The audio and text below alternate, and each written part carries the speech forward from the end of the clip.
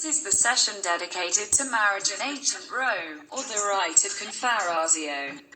It was an ancient rite introduced by Romulus himself. This marriage rite was considered sacred, solemn and inseparable. In fact, husband and wife would have remained united for life, without having the possibility of divorce. And upon the death of one of the relatives, the other would never remarry.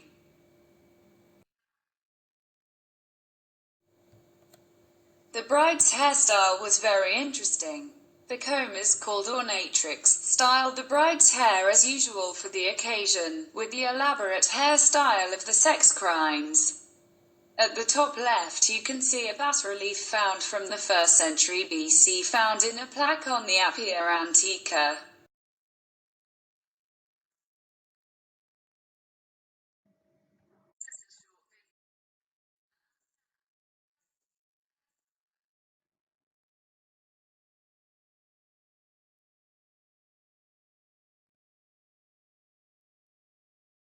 This is a short video where you can understand the complexity of the hairstyle.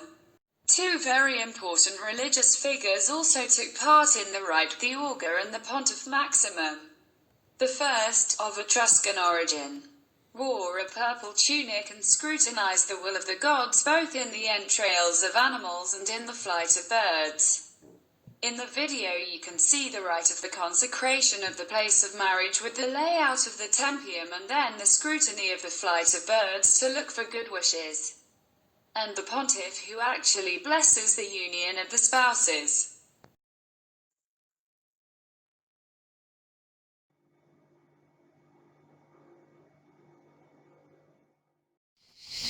Janus Mar, Janus Mar, Janus Mar, Janus Mar, Janus Mar, Janus Mar, Janus Mar, Janus Mar, Janus. O Dei, dateci un segno della vostra benevolenza.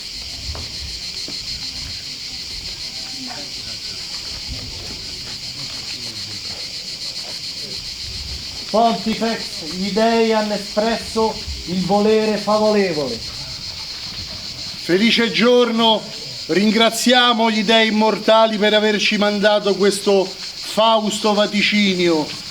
Grazie, o Dei. Gaio, sii felice con tutta la tua famiglia, porta a loro questa lieta novella. Il matrimonio si potrà fare, sarà un giorno fausto e gradito agli dei. Grazie. Questo a cui avete assistito è il primo giorno. The bride was dressed in the tunic recta. The recta tunic was a long white sleeveless tunic without hems. It was called recta because it was woven only vertically, standing in front of the loom, weaving from the bottom up. The mother and the guardian, the pronuber, held the bride to wear the wedding dress.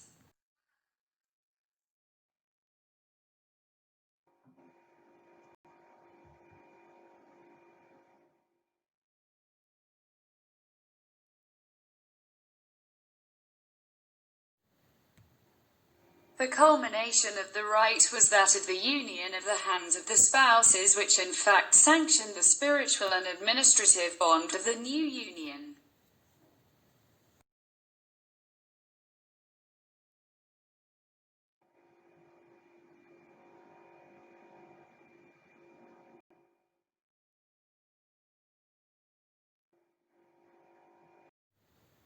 The term confarreatio takes its name from the spell focaccia that the spouses offered to the supreme god.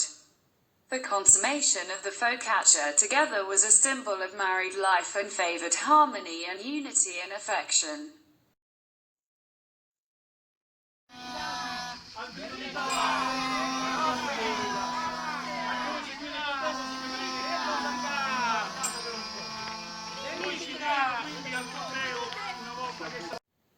At the end of the ceremony, the nuptialist dinner was held. This rich wedding banquet was offered by the bride's father. When the banquet was over, the guests formed a wedding procession to take the bride to the new home.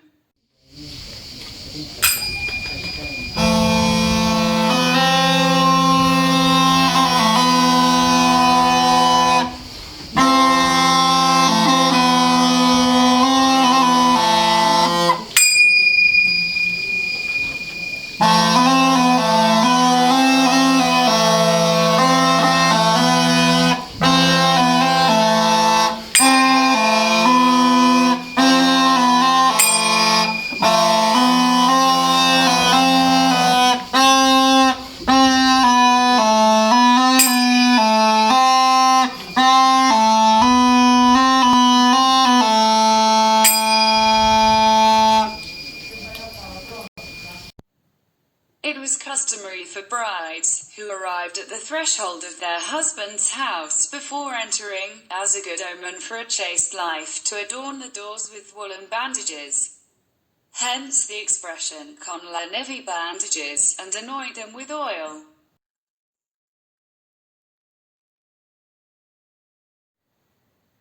To avoid a possible fall of the bride right at the entrance door of the new home that would have been a bad omen, the husband or the husband's friends lifted the bride to bring her into the house.